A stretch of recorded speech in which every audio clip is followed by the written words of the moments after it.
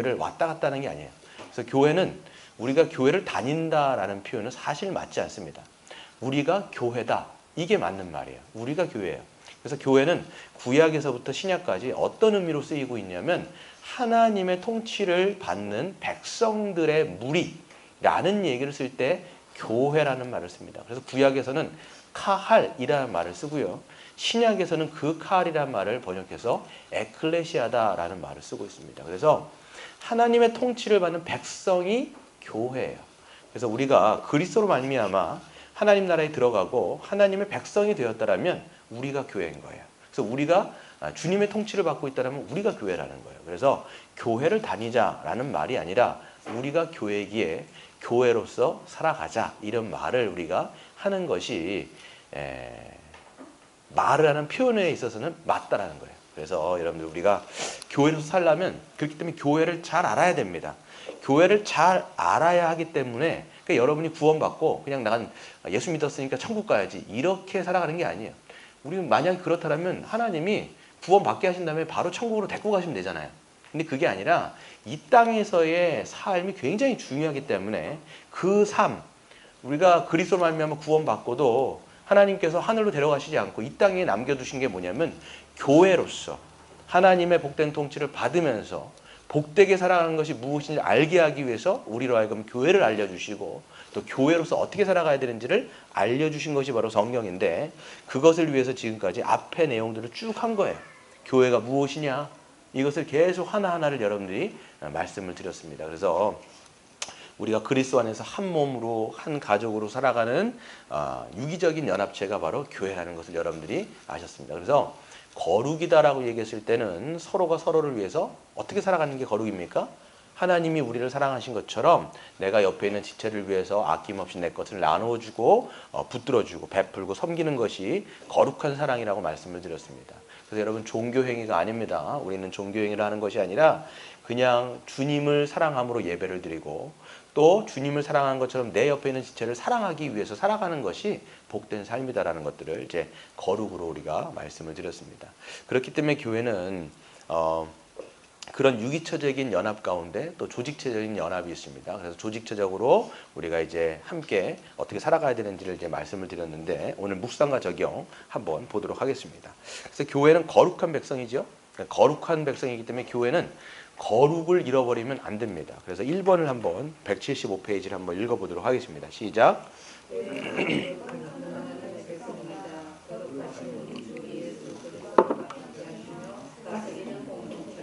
아예 교회는 거룩한 무리라는 칭호, 즉 성도라고 불리는 공동체다. 그러므로 교회는 어떤 죄도 허용해서는 안 되며 교회에 들어오는 죄와 싸워야 한다. 그랬어요. 교회는 거룩한 하나님의 백성이라고 하는 이런 뜻입니다. 그래서 거룩하신 우리 주 예수 그리스도께서 함께 하시는 거예요. 그래서 우리의 머리가 누굽니까, 여러분? 예수 그리스도. 우리의 머리가 되신 예수 그리스도. 그렇기 때문에 우리의 머리이신 예수님께서 이 교회를, 즉 성도들을 다스리시면서 그 통치하시는 그 예수님. 그래서 그분이 우리와 함께 하시는 것이죠. 그래서 예수님이 승천하실 때 뭐라고 말씀하셨냐면 하늘과 땅에 있는 모든 것을 내가 너희에게 주었으니 너희는 가서 이제 당신의 이름으로 다른 사람들에게 세례를 주고 복음을 증거하라 라고 말씀하시면서 내가 세상 끝날까지 누구와? 너희와 함께 할 것이다 라고 예수님께서 약속하여 주셨어요. 그렇기 때문에 성령 받은 공동체에게 주님은 떠나실까요? 안 떠나실까요? 절대로 떠나시지 않습니다. 물론 예수님께서는 하늘 위로 승천하셨지만 당신의 영인 성령을 부어주심으로 말미암아 영원토록 그 백성들과 함께 하시겠다라고 말씀하시고 약속하신 것이 바로 주님의 말씀이죠. 그렇기 때문에 거룩한 무리라고 칭호를 받는 성도라고 불리는 게 누구입니까? 바로 교회인 거예요. 우리는 그렇게 성도라고 얘기합니다. 성도. 성도는 거룩한 무리라는 뜻이에요. 여러분 일주일을 살면서 죄를 지셨어요? 안 지셨어요? 졌죠. 말로도 우리는 사실 우리는 뭐 거룩하게 산다고 거룩한 성도라고 이미 칭호를 받았지만 루터가 이야기한 것처럼 죄인이면서 의인이고 의인이면서 죄인이에요. 이 두 가지의 정체성을 다 갖고 있습니다. 그리스도로 말미암아 하나님 앞에 의인 되었지만 여전히 우리 안에 죄성이 남아있단 말이에요. 그렇기 때문에 죄를 진단 말이에요. 그럼에도 불구하고 하나님이 그리스도 안에 있다면 우리를 뭐라고 불러주시는 거예요? 성도. 성도가 뭐냐면 거룩한 자라는 뜻인 거예요. 우리가 생각할 때 내가 거룩하지 않은데 그리스도 안에 있기 때문에 하나님은 우리를 그렇게 뭐라고 하시는 거예요? 성도라고 여겨주시는 거예요. 그게 여러분의 정체성인 거죠. 그걸 믿는 겁니다. 그렇기 때문에 우리는 이제 여전히 완벽하진 않지만, 완전하지 않지만 무엇을 위해서 살아갑니까? 하나님 앞에 거룩하게 살아가려고 그래서 애를 쓰는 거예요. 완벽하진 않지만 믿음으로 날마다 우리가 그 거룩을 위해서 살아가는 거죠. 그렇기 때문에 교회는 자꾸만 이제 이 죄에 대해서 좀 민감하셔야 됩니다. 좀이 아니라 이제 민감해야 돼요. 그래서 어떤 죄도 우리가 허용해서는 안 되며 교회에 들어오는 죄와 싸워야 한다라고 말씀드렸어요. 히브리서 12장에 보면 뭐라고 말씀하고 있냐면 죄와 싸우되 어떻게 할 때까지 피 흘리기까지 싸우라는 거예요. 네. 그러니까 죄는 자꾸만 하나님과 우리 사이를 깨트려요. 그렇기 때문에 그 죄에 대해서 우리가 민감하게 생각하고 생각으로 또 우리의 마음으로 또 우리 입술의 말로 그 다음에 우리가 행동으로 하는 그 죄에 대해서 민감하게 생각하라고 하는 것이요. 그리고 교회는 전체가 그 죄에 대해서 싸워야 한다라고 성경이 이야기하고 있습니다. 그래서 첫 번째를 보시면 이렇게 합니다. 교회의 모든 성도는 죄에 대해서 강력하게 반대하는 생각과 자세가 있어야 됩니다. 이런 생각과 자세는 오직 거룩하신 하나님을 알 때 더 굳건하게 세워지는 것이죠. 그래서 이를 위해서 성경, 곧 하나님의 말씀을 잘 가르치고 배워야 합니다. 그래서 여러분들 우리가 거룩하게 살아야지 이렇게 마음 먹어서 되는 일은 아니에요. 물론 마음도 먹고 결심도 해야 되지만 여러분이 이게 저도 그렇고 여러분도 그렇고 되게 연약한 사람들이거든요. 그렇기 때문에 어떤 것이 우리로 하여금 거룩하게 살아가는 동력이 되냐면 거룩하신 하나님을 우리가 점점 알아가고 그렇기 때문에 그 거룩하신 하나님이 우리를 어떻게 구원하셨는지 그리고 내가 그리스도 안에서 어떤 존재가 되었는지를 알아갈 때 비로소 거룩하게 살려고 하는 열망과 갈망이 생겨지는 거예요. 하나님이 우리를 왜 구원하셨을까요? 왜 구원하셨을까요? 천국 가게 하려고. 물론 그것도 목적이 돼요. 근데 하나님이 우리를 구원하신 목적은 무엇보다도 뭐냐면 우리를 거룩한 백성으로 살아가게 만들기 위하여서 우리를 구원하셨다는 걸 여러분들이 아셔야 돼요. 잘 보시면 하나님께서 이제 애굽에 있는 430년 동안 애굽에서 종살이하던 이스라엘 백성들을 정말 하나님의 전적인 능력으로 건져내시잖아요. 그랬으면 그들을 그냥 건져내는 걸로 끝내야 되는데 그렇죠. 이게 여러분 건져내는 게 구원인데 건져내는 끝나야 되는데 어떤 사건들이 벌어져요. 광야에서 막 생활을 한단 말이에요. 그 광야 생활이 대부분 뭐예요? 믿음으로 하나님의 백성답게 살아가는 뭐를 시키시는 거예요? 훈련을 시키신단 말이에요. 하나님 우리도 마찬가지입니다. 우리를 사단의 권세에서 있었던 우리를 건져내신 목적은 뭐냐면 그냥 천국 가게 하시는 것이 아니라 하나님의 거룩한 백성으로 하나님의 뜻이 무엇인지를 잘 알아가며 거룩하게 살아가는 것들을 열망하며 그렇게 살아가도록 하기 위해서 우리를 구원하셨다는 것을 아는 것이죠. 그래서 거룩하신 하나님을 알아갈 때 비로소 또 거룩하게 된 내 존재를 알아가면 알아갈수록 우리 안에 뭐가 생깁니까? 거룩하게 살아가려고 하는 열망이 생긴다는 것을 우리가 알 수가 있어요. 그래서 여러분들은 무엇을 잘 배우고 알아야 되느냐? 뭘 배워야 될까요? 성경 말씀을 알아야 하나님을 알아갈 수가 있는 거예요. 그래서 여러분 우리가 신앙생활을 할 때 성경 없이 신앙생활하면 절대 안 됩니다. 그냥 예배 왔다 갔다 하고 그냥 우리가 어떤 종교생활로 끝나는 게 아니에요. 뭘 해야 되냐면 교회는 칼빈이 이야기한 것처럼 교회는 뭐 학교예요? 성령의 학교예요. 그러니까 즉 성경을 통해서 하나님을 계속 알아가면서 또 우리가 어떤 자들인지 계속 알아갈 때 우리 안에 하나님에 대한 지식이 생겨지게 되어지고 그것이 우리로 하여금 거룩한 백성으로 살아가게 만드는 그런 큰 힘이 된다는 걸 알 수가 있는 것이죠. 우리 176페이지 한번 보도록 하겠습니다. 그래서 여러분들 이제 잘 생각해 보시면 우리 박스 한번 읽어볼까요? 시작. 더 거룩을 사모하는가? 교회 전체적으로 거룩에 대한 열망이 더 강해졌는가? 교회에 죄와 싸우는 경험이 많아지고 그 역량이 커졌다고 할 수 있는가? 여러분 삶 속에 한번 생각해 보세요. 예수를 믿고 난 다음에 얼만큼 하나님의 그 거룩에 대해서 목말라 하고 있는지. 거룩은 다른 말로 하면 사랑이라고 말씀드렸어요. 맞죠? 그래서 얼만큼 내가 이 죄에 대해서 민감하게 여겨지고 그러니까 소극적으로는 죄에 대해서 더 얼만큼 내가 싸우려고 하는가, 또 적극적으로는 얼만큼 더 남들을 섬기고 하나님을 섬기며 사랑으로 그렇게 내가 섬기며 돌보며 살아가는 사람으로 되어가고 있는가, 이런 것들이 여러분 안에 얼만큼 더욱더 풍성해졌는지. 그래서 여러분, 이것이 바로 신앙이 성장한다, 성숙한다라고 하는 바로미터예요. 어떠세요, 여러분? 점점 여러분 신앙이 성장하고 있습니까? 거룩에 대해서 더 목말라가고 있어요? 다른 말로 하면 거룩은 예수님을 닮아가는 거예요. 얼만큼 내 인격과 삶과 모든 그런 삶의 영역에서 예수 그리스도를 닮아가는 삶이 내 안에 있는지를 생각해 보아야 돼요. 그러니까 교회를 10년, 20년, 30년 다녀도 성장하지 않으면 그런 거룩의 열망이 전혀 없는 거예요. 두 가지입니다. 거룩의 열망이 교회를 오래 다녔어도 없다라고 하는 것은 두 가지 이유예요. 하나는 참된 믿음으로 구원받지 않았든지, 두 번째는 먹어야 될 하나님 말씀을 안 먹거나 이게 안 자라는 거예요. 뭐 하여튼 영향이 없는 거예요. 그러면 애들도 보면요, 애들 이제 딱 낳았는데 그 아이들이 안 자랄 수 있잖아요. 근데 그 부모 마음이 어떨까요? 애가 태어났는데 애가 키가 안 크거나 뭐 발육이 미진해요. 그럼 부모 마음은 어떨까요? 가슴이 아프겠죠. 하나님도 마찬가지입니다. 우리를 하나님의 성령으로 잉태했단 말이에요. 우리 하나님의 자녀로 잉태했단 말이에요. 그러면 그 자녀들이 어떻게 돼요? 점점 뭐 하기를 원하실까요? 자라가기를 원하실 거예요. 네. 그러니까 우리 어떤 뭐 외모가 바뀌어지는 것이 아니라 인격과 성품의 거기에서 하나님의 그 신적인 속성들을 우리가 얼마큼 닮아가고 있는지를 이제 볼 수가 있는 거죠. 그게 이제 우리의 이제 영적인 신앙이 성장한다, 이렇게 얘기할 수 있습니다. 그래서 두 번째 한번 읽어보시면, 시작.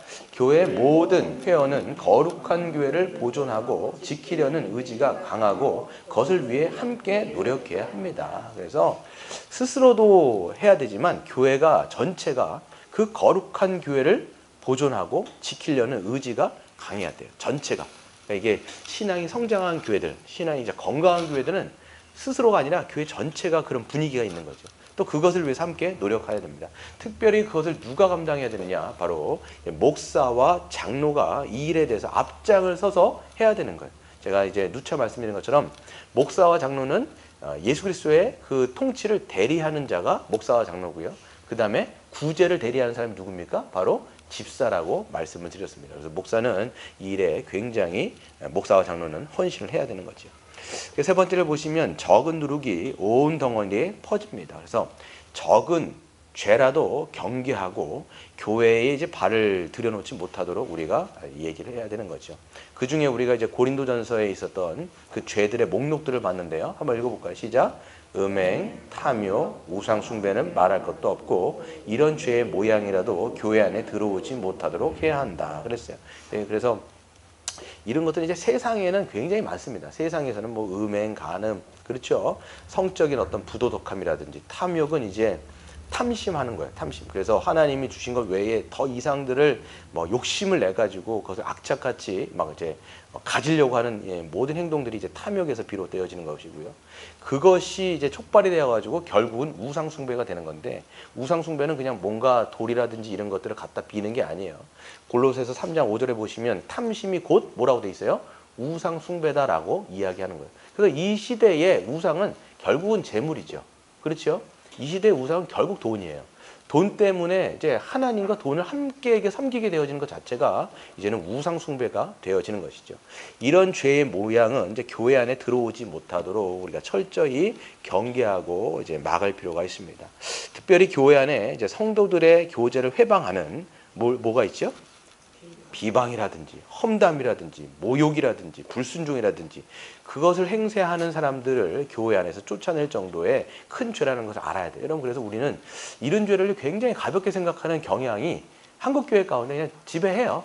그래서 보면 이제 누군가의 험담하고 수근수근하고 뒷담화하고 그래서 명예를 손상시키고 그 사람을 뒤에서 막 나쁜 얘기를 해가지고 그 말들이 돌도록 얘기하고 이런 거를 그냥 아니 뭐 그럴 수 있지, 뭐 교회도 뭐 죄인들이 살아가는 데인데 뭐 그 정도 뭐 어째, 세상 사람들도 그러는데, 이렇게 하면서 교회 안에서도 이런 말에 관한 문제에 대해서는 아주 심각성을 굉장히 우리는 몰라요.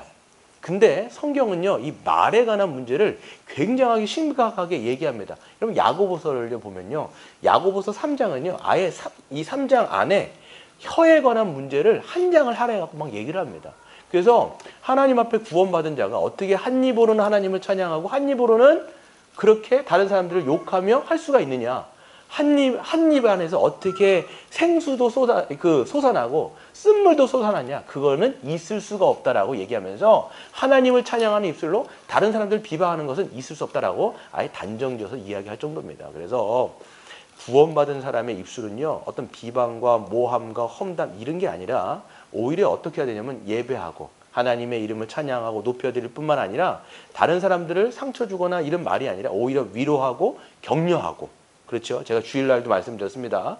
말은 똑같은 메시지를 준다고 할지라도 그 어떤 감정의 그릇에 담느냐에 따라서 그것이 전해지는 내용이 달라지는 거예요.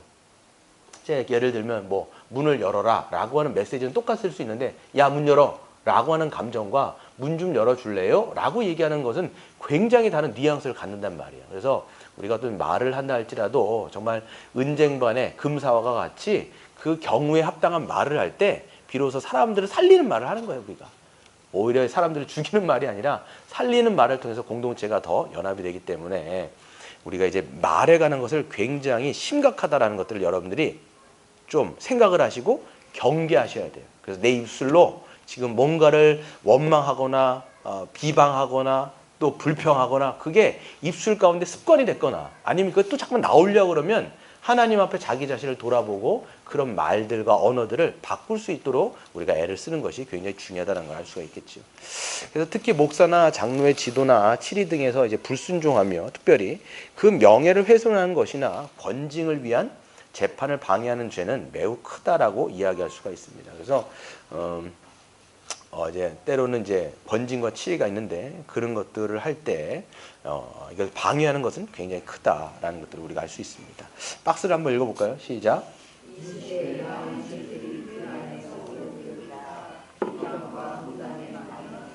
불신자와의 결혼, 돈이나 지위나 명예 등에 대해서, 탐욕 등에 대해서.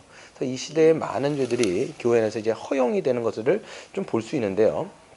그죠? 비방, 험담 이걸 그냥 있을 수 있는 그냥 의례에 있는 걸로 생각을 할 때가 참 많고요. 그다음에 사실 예전 같았으면 예전에 이제 한국 교회 역사를 보면 가장 많이 번징의 대상이 됐던 것이 지난 시간에 봤을 때 불신자와의 결혼이라는 걸 우리가 알 수가 있어요. 근데 지금은 뭐 이거를 너무나 아무렇지도 않게 이제 여기기 때문에 이게 큰 문제가 안 되는데 이건 사실 심각한 죄였습니다. 왜냐면 언약 공동체 가운데에 누군가가 이제 이 친구 만약에 이제 신자의 자녀예요. 신자의 자녀인데 어떤 믿지 않는 사람을 그게 뭐 형제가 됐거나 그런 이제 여자나 남자를 데리고 왔어요. 근데 이거는 굉장히 사실 교회 안에서는 번징의 대상이었습니다. 근데 지금은 이거에 대해서 아무런 말을 안 하고 있거든요. 그만큼 교회가 이 거룩함에 대해서 많이 인지도가 낮아졌다라는 것들을 우리는 좀 생각해 볼 필요가 있습니다. 그래서 이런 부분들이나 또 돈이나 지위, 명예 등에 대해서 탐욕하는 거죠. 그래서 이제 탐욕이라고 하는 것은 이런 거예요. 뭐 예를 들면 사업을 할 때 너무 이게 그러니까 자족하면서 할 수가 있는데 너무나 뭡니까 이런 것들을 그냥 그 경계선을 넘어가서 확장을 막 하는 거예요. 근데 그 확장을 했기 때문에 신앙생활을 또 제대로 못 해요. 그렇게 되면 그건 탐욕의 일부가 될 수 있어요. 그렇죠?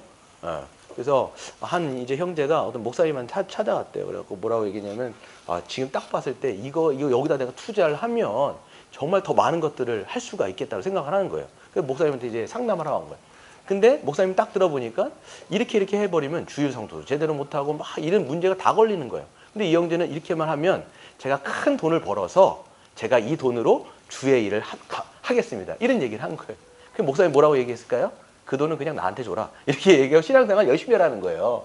그러니까 무리하게 뭔가를 막 확장해가지고 하면 이건 어떻게 보면 탐욕이 될 수 있어요. 그냥 하나님께서 주신 거에 자족하고 신앙생활을 잘하면 되는데 그거에 지장을 받을 정도로 막 하는 것은요, 어떻게 보면 자기가 돌아볼 수 있어요. 내가 지금 탐욕 가운데, 탐심 가운데 이런 것들을 확장하려고 하는지 아니면 정말 내가 더 뭔가를 하기 위해서 하는 건지를 약간 우리가 분별할 필요가 있다. 탐욕이란 문제는 굉장히 주관적이기 때문에 자신이 하나님 앞에서 판단하고 결정해야 되는 문제가 분명히 있습니다. 그리고 이 모든 것은 성경, 곧 하나님의 말씀과 예수님의 십자가의 복음이 교회 안에서 충분하게 거하지 않기 때문에 나타난 일들인데요. 결국은 교회 안에 복음이 계속 없어질 수 있어요.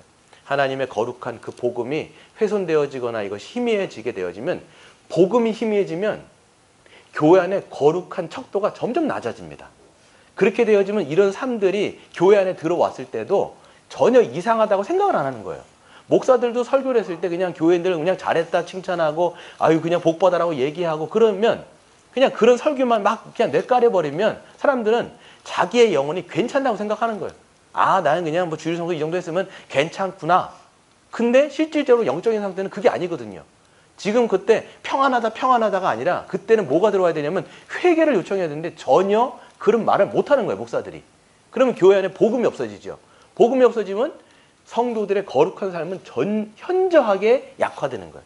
그러면 뭐가 이제 약화되냐면 교회가 마치 삼손이 머리가 잘린 것처럼, 그래서 능력을 상실한 것처럼 세상에서 욕을 받게 되어지는 그런 상황 가운데로 갈 수밖에 없는데, 그게 다 뭐의 문제냐면 교회 안에 뭐가 없어진다? 복음이 현저하게 사라질 때 나타나는 영적인 증상들이라는 걸 우리가 볼 수가 있는 것이죠. 두 번째 한번 읽어보겠습니다. 시작. 모든 성도는 함께 신앙생활하는 지체가 죄를 범할 경우 그 죄를 지적하고 회개하도록 권고해야 된다. 그랬어요. 말씀드렸어요. 이건 이제 마태복음 18장에서 이야기를 한 건데요. 그래서 형제가 이제 죄를 짓거나, 그래서 형제가 자기한테 이제 손해를 끼쳤을 경우에도 보면 몇 단계가 있죠? 성경에서 보면 세 단계가 있죠. 먼저 당사자가 가갖고 권면을 하는 거예요. 그리고 그것도 안 되면, 그러니까 안 들어요. 그럼 어떻게 해야 돼요? 들으면 회개하면 이제 괜찮은데 안 들어요. 그럼 어떻게 해야 돼요? 두세 사람의 증인을 데리고 가서 그 사람과 함께 얘기를 해가지고 회개를 요청하고, 그래도 안 들으면 결국은 어떻게 됩니까? 교회에게 말하는 것까지 가면 안 된다고 말씀을 드렸습니다. 그러면 그때부터는 이제 공적인 문제로 이게 전환이 돼버리는 거예요. 네. 말씀드렸죠? 여러분들이 이제 담임 목사님을 정말 만나기를 원하신다. 큰 교회 가면 여러분 담임 목사님들 대부분 얼굴 보기 어려워요. 지금 우리 같은 교회가 뭐 작으니까 늘 수시로 보는 건데, 큰 교회 가면 담임 목사님이 얼굴 보기 어려워요. 근데 그분들을 만나려면 어떻게 하면 돼요? 세 번째 단계까지 가시면 돼요. 그러면 이제 잘 만나실 수가 있는 거죠. 네. 그렇게 되는 거예요. 그런데 이제 그렇게 하면 안 되는 거예요. 여기서 이제 뭘 얘기하는 거냐면, 함께 신앙생활하는 지체가 죄를 범할 경우에는 지적도 하고 그래서 회개하도록 권면해요. 그런데 여러분, 지적하는 게 어려울까요? 그냥 못 본 척 넘어가는 게 어려울까요? 지적하는 게 되게 어려워요. 이거 여러분 안 해봤고 저도 잘 안 해봤어요, 이런 게. 예. 그러니까 누군가의 모습에 대해서 그러니까 이거는 좀 판단을 잘 하셔야 돼요. 그러니까 그 형제를 사랑하는 마음으로 권면을 하라는 거지, 막 가갖고 정죄하라는 얘기 절대 아닙니다. 그렇기 때문에 정말 그 형제가 죄 가운데 있고 하나님과 정말 점점 멀어지고 있고, 그런데 그 형제는 나의 뭐예요? 가족이고 한 지체잖아요. 그러니까 사랑하는 마음으로 그 사람한테 진짜 사랑한다라면 못 본 채 넘어가는 것이 아니라 어떻게 해야 돼요? 가서 권면할 필요가 있는 거예요. 이게 우리에게 중요한 겁니다. 그래서 177페이지 보세요. 대부분 모른 척하고 넘어가거나 죄에 대해서 권면하지 않는 것이 일반적입니다. 근데 그럴 경우 어떻게 될까요? 그 결과는 불보듯 뻔하죠. 그 죄에 자기 자신에 대해서는 어떻게 되냐면, 만약에 이걸 봤어요. 그 형제가 정말 심각한 죄 가운데 있다는 걸 알아요. 근데 그걸 그냥 넘어갔어요. 그러면 그 본인은 어떻게 될까요? 여기서 보면 그 죄에 동참하는 거예요, 다시 말해서. 예. 그 죄에 동참하는 결과가 되는 겁니다. 또 그 죄로 인해서 교회 안에서 관계와 교제가 깨어지고 다른 지체들이 해를 입을 수도 있고요. 또 교회와 그리스도의 영광이 사람들 앞에서 모독을 받게 되어지는, 그래서 이 모든 죄의 결과에 대해서 함께 책임을 져야 되는 결과가 있는 겁니다. 그래서 나 자신에게도 이게 안 주는 거예요. 어떻게 보면 죄에 대해서 그걸 못 본 척했기 때문에 나도 그 죄에 대해서 책임을 질 수도 있고요. 그리고 그 죄가요, 성경에서 보면 적은 누룩과 같다 그랬어요. 그러니까 그 형제가 가지고 있는 죄가 공동체 안에 영향을 줄 수 있단 말이에요. 막 영향을 주는 거예요. 그럼 공동체도 해를 입게 되는 거죠. 그리고 또 어떻게 됩니까? 네. 그리스도의 영광도 잠깐 떨어지게 되는 거예요. 명예가 훼손이 되어지기 때문에 이런 일들이 있는 거죠. 그래서 죄에 대해서 권면하는 대신 오히려 뒤에서 다른 사람들과 함께 그 죄를, 범한 지체를 비방하거나 무시하는 죄를 범하게 되는 거예요. 그래서 당사자한테 이야기를 안 하고 어떻게 하냐면 자꾸만 다른 사람한테 그 죄에 대해서 이야기를 하는 거예요. 전화를 한다든지 아니면 만나가지고 야, 걔 말이야. 야, 그때 보니까 정말 그 너무하더라. 그러면서 그 당사자에 대해서 이야기를 다른 사람하고 해버리는 거예요. 그럼 어떻게 되는 거예요? 오히려 그 문제가 심각해지는 것들을 우리가 보게 되는 것이죠. 그래서 결국 교회 성도 모두가 허용한 죄 때문에 큰 이제 해를, 영적인 피해를, 손해를 당할 수가 있는 것입니다. 우리 박스 한번 읽어볼까요? 시작.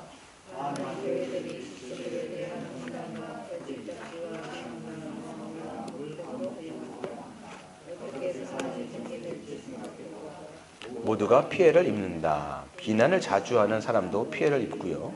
교회 전체가 행복하지 않습니다. 교회가 천국이 되어야 하는데 지옥과 같을 때가 있습니다. 그래서 많은 사람들이 이제 지치들에서 험담, 트집 갚고 비난하고 모험, 이제 암묵적으로 이런 것들을 허용하는 거죠.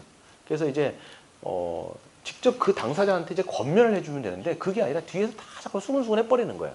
그럼 이 문제들은 계속 말을 낳게 돼 있습니다. 그래서 점점 이제 관계들이 균열이 가는 거예요. 깨지고 균열하고.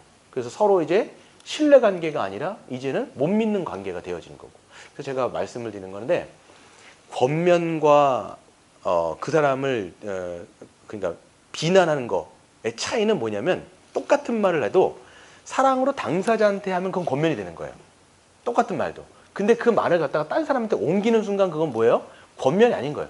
이거는 뒷담화가 되는 거예요. 그러니까 권면과 뒷담화는 한 끗 차이예요. 당사자한테 얘기하느냐 아니면 그거를 다른 사람에게 그 말을 옮겨버리느냐 이거는 차이가 있는 거죠. 그래서 그렇게 했을 때 교회 전체가 말 때문에 시끄럽습니다. 행복하지 않은 거예요. 그러면 교회에 왔는데 어떤 관계가 되냐면 굉장히 냉랭한 관계. 서로 믿지를 못해요.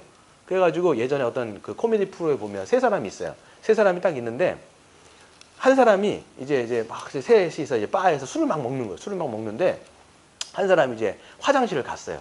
그럼 두 사람이 뭐 하고 있을까요? 네, 그 사람을 막 욕을 하는 거예요. 막 욕을 하는 거예요. 근데 이 사람이 돌아왔어요.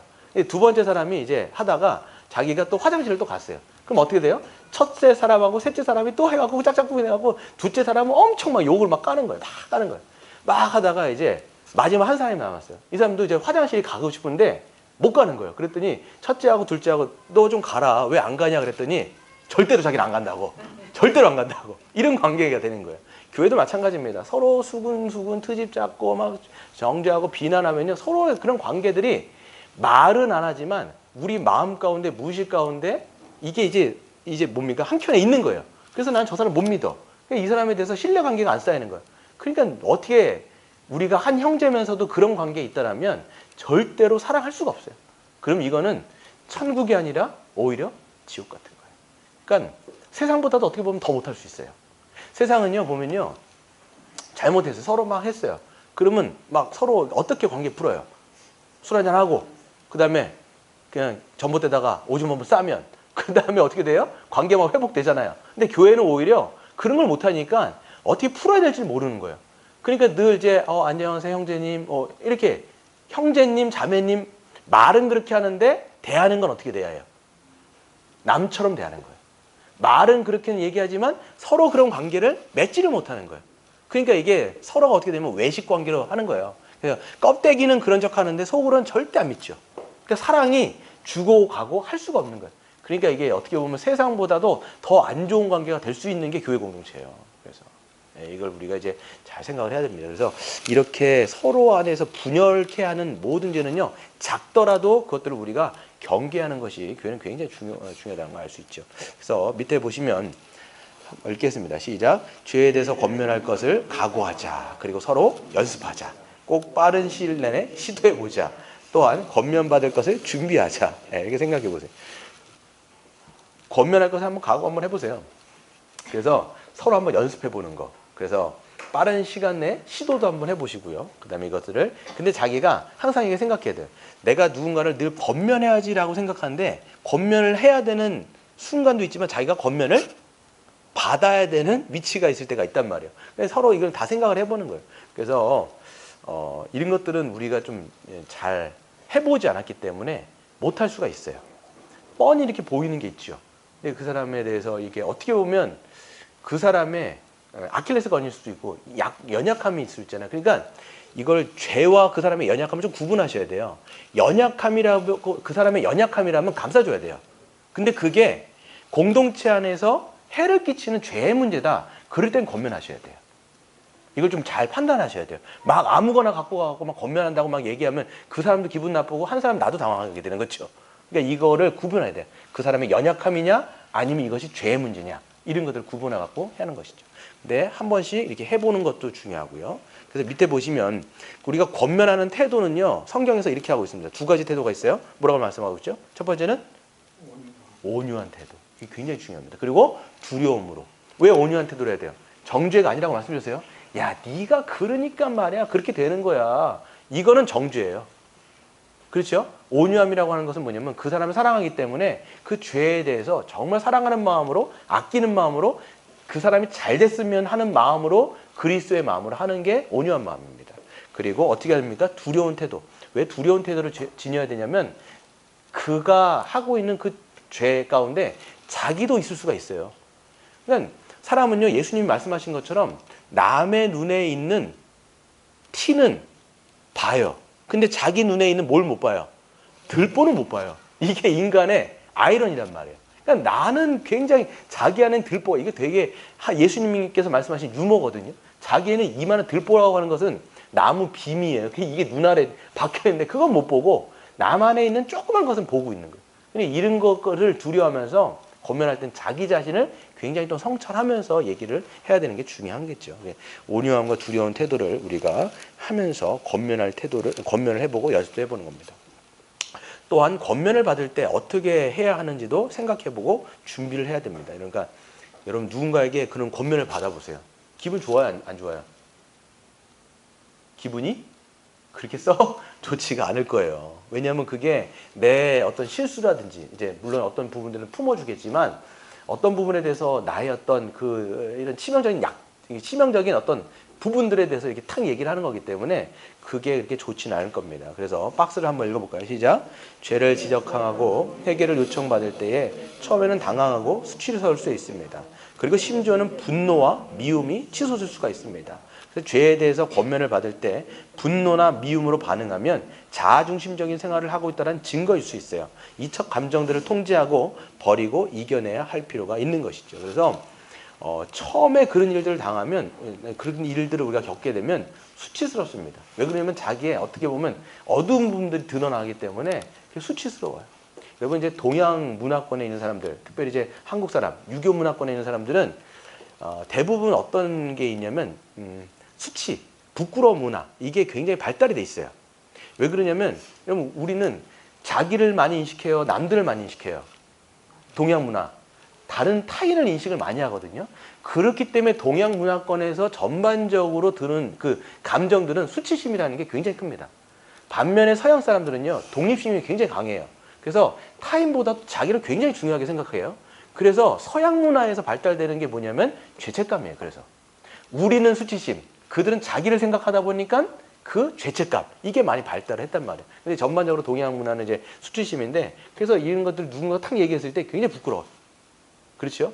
근데 게다가 그런 것들이 탁 들어왔을 때 분노와 미움이 확 발달된다. 이게 막 나온다. 그러면 이게 어떤 삶이냐면, 저를 생각해봐도 누가 나에게 탁 그런 것들을 얘기했을 때 확 해버리면 자기 중심적인 경향이 굉장히 센 거예요. 그게 자기 방어적인 기제도 굉장히 센 거거든요. 이런 것들을 못 듣는 거예요. 그러니까 네가 나한테 이런 얘기를 해? 감히? 그러니까 자기의 기준이, 자기에 대한 자아상이 엄청 높은 거예요. 그러면 그런 사람들이 잘 들을 수 있는 귀가 있을까요, 없을까요? 절대 없어요. 네. 그거를 여러분 성경에서 뭐라고 얘기하냐면 아이와 같은 부드러운 마음, 이렇게 얘기합니다. 이런 부드러운 마음이라고 얘기하는 게 뭐냐면 들을 수 있는 귀거든요. 그러니까 하나님께서 이스라엘 백성들에게 뭐라고 말씀하냐면 너희들 왜 이렇게 완악하냐라고 했을 때 그 마음이 왜 이렇게 그 마음이 딱딱하냐, 다른 말로 했을 땐 내가 말할 때 왜 그 말을 못 듣느냐라는 거예요. 뭔가를 얘기했을 때 들어야 되잖아요. 그러니까 못 듣는 거는요, 그만큼 자아상이 너무 크거나, 이거를 성경에서는 그냥 심리학에서 말하면 이걸 자아상이 크다라고 얘기하지만 신학적으로 얘기하면 그건 교만이에요. 그게 내가 너무 큰 거예요. 그러니까 누구가 얘기를 해도, 하나님이 얘기를 해도 그게 안 들리는 거예요. 그러니까 여러분 하나님이 얘기했는데 안 들리는데 누군가 다른 사람이 얘기했을 때 그게 들리겠어요, 여러분? 너나 잘해라 야. 뭐 이런 얘기가 되는 거예요. 근데 여러분 보면 그 지체는 나한테 그걸 얘기했을 때 어떤 감정을 한 거예요? 나를 너무 사랑하기 때문에 해준 거거든요. 근데 그게 고깝게 들리는 거야. 니나 잘해라. 너. 이거는 아닌 거예요. 예, 성도라면 우리가 여러분 겸손한. 그래서 밑에가 바로 나오네요. 그래서 한번 읽어볼게요. 시작. 어린아이가 회개하도록 요청한다 할지라도 주님의 말씀으로 듣고 순종하는 게 굉장히 중요합니다. 예. 그러니까 제일 안 듣는 게 사실 목사거든요. 목사가 원래 누구 말 잘 안 들어요. 그렇잖아요. 이게 보면. 그러니까 이게 목사들도 마찬가지. 하나님의 말씀을 듣는 걸 연습하고 누군가가 내 옆에 있는 정말 사랑하는 지체가 목사도 한 사람의 성도거든요. 교회 안에서 한 사람의 성도예요. 그러니까 목사는 그냥 지위, 그러니까 직분이에요. 직분. 하나님이 주신 직분인데, 그러니까 저도 여러분 안에서 한 지체잖아요. 여러분 가족이 저도 여러분의 가족이란 말이에요. 그러면 여러분이 저를 향해서 정말 사랑으로 건면해 준다. 그럼 목사 어떻게 돼요? 들어야 되는 거예요. 예. 근데 이걸 못 들으면 그때부터는 자기가 너무 크거나, 그러니까 그렇게 하는 사람들은 하나님의 말 들릴까 안 들릴까요? 절대 못 듣는 거예요. 누가 와도 안 듣는 거예요.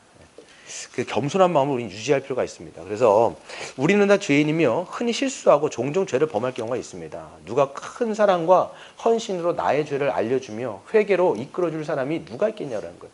누가 나의 이 굳은 마음을 바로잡아 줄 것인가? 누가 내게로 와서 나를 거룩한 길로 인도해 주실까? 인도해 줄까? 예수님이 우리에게 직접 오셔갖고 하실 수 있겠지만 예수님은 그걸 누구한테 부탁하신 거예요? 사랑하는 지체들한테 그냥 부탁한 거예요. 너희들은 사랑하는 가족들 아니냐? 그 가족들과 그 서로 지체들 가운데 그것을 하라는 거예요. 하나님이 그거를 모든 사랑하는 공동체에게 그런 책임을 부여하신 거예요. 그러니까 누군가 여러분 가족 가운데 여러분 자식이 그 부모의 말을 엇나가면서 막 해요. 그러면 그거를 가만둘 엄마 아빠가 누가 있겠냐라는 거예요. 그거를 자기 형제 중에서 막 엇나가는데 그것을 보고 있을 형이 누가 있겠냐는 거예요. 형은 어떻게 해요? 만약에 첫째 형이 막내가 막 그냥 엇나가가지고 막 사고 치고 다니면 형이 어떻게 해요? 가가지고 정말 그 막내 동생을 사랑하면 저 패서라도 데리고 오는 거예요. 그게 여러분 우리 교회 공동체가 서로가 이제 그렇게 감싸주면서 서로를 위해서 함께 가는 길을 붙잡는 거죠. 우리 넘어가도록 하겠습니다. 마지막으로 한번 같이 읽어보겠습니다. 시작. 목사와 장로는 치리와 권징을 잘 해내도록 다양한 준비를 해야 한다. 그래서 이런 것들을 했을 때 맨 마지막 단계가 이제 목사가 장로가 치리와 권징을 잘 할 수 있도록 준비를 해야 되는데 우선 목사와 장로는 죄에 대해서 뭘 갖고 있어야 되느냐? 성경적인 관점을 잘 배우고 죄를 지적하고 회개하도록 요청하는 방법과 자세를 이제 배워야 됩니다. 저도 마찬가지고 저한테 얘기하는 거고 또 우리 장로님께 말씀을 드리는 거예요. 그래서 성경적인 관점을 잘 우리가 배워야 돼요. 그래서 때로는 주님께서 하시는 그 통치, 가르침의 방식. 그러니까 제가 성경을 가르친다라고 얘기했을 때 가르치는 것은 뭐까지 얘기하는 거냐면 이론적인 것을 여러분에게 말씀드리는 게 아니에요. 여러분의 삶에 대해서 어떻게 하는 거예요? 권면하고. 그렇죠? 그렇게 못 살았을 때 회개를 때로는 요청하고. 이렇게까지 하는 거예요, 제가. 우리 장로님도 마찬가지고. 그래서 그런 방식을 잘 배워야 될 것 같아요. 저도 이제 사람을 이렇게 관계를 하는 거거든요. 관계를 하는 거기 때문에 여기에는 지혜가 필요한 것이고 훈련과 연습이 필요할 것 같아요. 그리고 목사와 장로는 누구보다도 죄에 대해서 뭘 갖고 있어야 될까요? 경각심을 갖고 있어야 돼요. 왜냐하면 이것 때문에 하나님이 예수님이 이 교회에게 목사와 장로를 세우신 거거든요.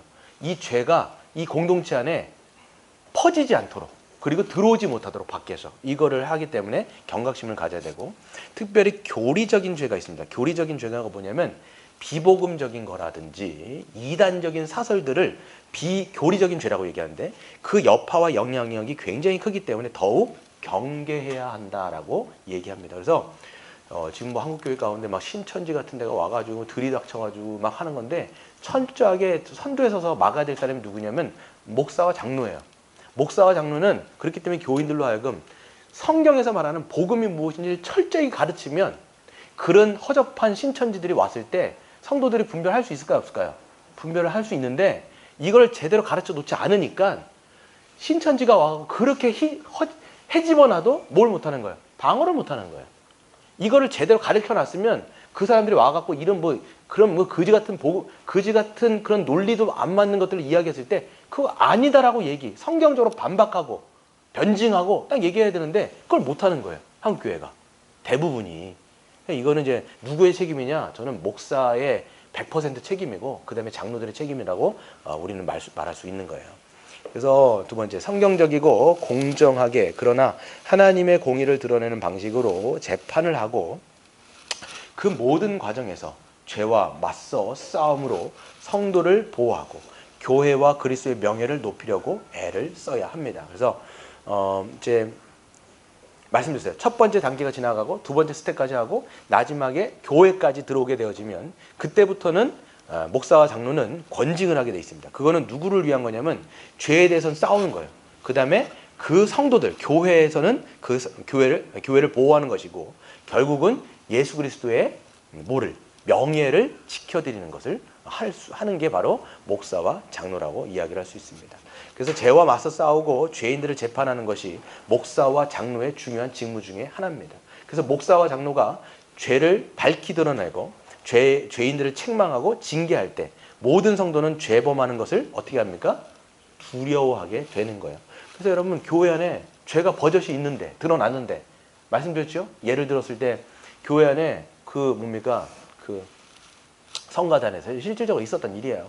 성가대 안에 불륜이 일어난 거예요. 그 성가대 지휘하는 사람과 그 성가대원 가운데 서로가 사실 다 이제 가정이 있는데 거기에서 눈이 맞은 거예요. 그거가 이제 교회 안에 이게 말이 도는 거예요. 그래서 그거를 교회 목사도 알게 된 거예요. 목사와 당회에서도 알게 된 거죠. 근데 그거를 그때는 어떻게 해야 돼요? 사실 명백하게 간음죄고 명백하게 음행죄잖아요. 그럼 그거 어떻게 해야 돼요? 목사와 장로는 당회이기 때문에 어떻게 해야 돼요? 그거에 대해서 권징을 해야 되는 거예요. 그렇죠? 순서를 잘 밟아가지고 그거에 대해서 회개를 요청하고 회개하면 어떻게 돼요? 네, 거기서 회개를 하면 거기에서는 종식이 되는 거예요, 사실. 네, 그 문제는 회개하고 돌아오면 되는 건데 끝까지 그거를 하지 않는다. 어떻게 되는 겁니까? 그러면 교회는 치리하고 나중에 그 끝까지 갔을 때는 출교까지 하는 거거든요. 근데 만약에 이거를 하게 되어지면 그러니까 목사와 장로, 즉 당회가 그 죄의 문제에 대해서 그렇게 치리하거나 권징하거나 출교를 통해서 무엇이 드러나게 돼요? 교회 안에 하나님의 공의가 드러나는 거예요. 근데 그걸 하지 않고 죄에 대해서 그냥 내버려 두면 뭐가 발생하는 겁니까? 하나님의 공의가 드러나지 않기 때문에 교회 안에 있는 경건한 자들은 마음이 상하는 거예요. 야, 정말 하나님 살아계신다면 저런 것들을 어떻게 내버려 두실까? 이렇게 되는 거예요. 또 교회 안에 악한 자들, 가라지들은 어떤 마음을 품어요? 아, 교회 안에서 저런 죄를 져도 되는구나라고 그냥 생각하게 되는 거죠. 근데 만약에 그것이 정확하게 하나님의 심판으로 당회에서 처리를 하게 되어지면 경건한 자들은 거기에서 기쁨을 보는 거죠. 아, 하나님이 정말 살아계시는구나. 또 두 번째, 그렇게 악한 자들은 교회 안에서 함부로 하지 못하게 되는 거예요. 그래서 이거는 결국은 교회 안에 하나님의 영광을 드러내는 방식이에요. 그래서 권징과 치리가 제대로 되어지면 하나님의 영광이 드러나고 하나님의 공의가 드러나는 거예요. 안 하면 하나님의 명예가 실추되는 것이고 지금 한국교회 가운데 복음과 거룩함과 권징 이게 세 가지가 제대로 안 되다 보니까 점점 뭐가 되는 거예요? 결국은 그리스도의 뭐가 땅에 떨어지는 거예요. 지금 하나님의 영광이 땅에 떨어지고 그리스도의 이름이 모독을 받게 되는 거예요. 그게 지금 어떻게 보면 한국교회의 어떤 전반적인, 다 그렇진 않지만 전반적인 문제가 거기 안에서 다 드러난 건데 결국 그 핵심에는 뭐냐? 교회 안에 복음이 없어지는 이유 때문에 거룩도 떨어지는 것이고 권징이라는 건 있을 수가 없는 거예요. 그래서 여러분 우리가 우리가 생각할 때 일단은 첫 번째 교회는 죄에 대해서 싸워야 되고 민감해야 되고 그거에 대해서 우리가 절차를 잘 밟아가지고 교회는 가장 중요한 건 누구의 명예? 하나님의 명예가 이 교회를 통해서 드러나야 돼요. 그것이 세워지는 우리 물된동산 교회가 되기를 주의 이름으로 축원드립니다. 이 시간 한번 같이 기도하겠습니다.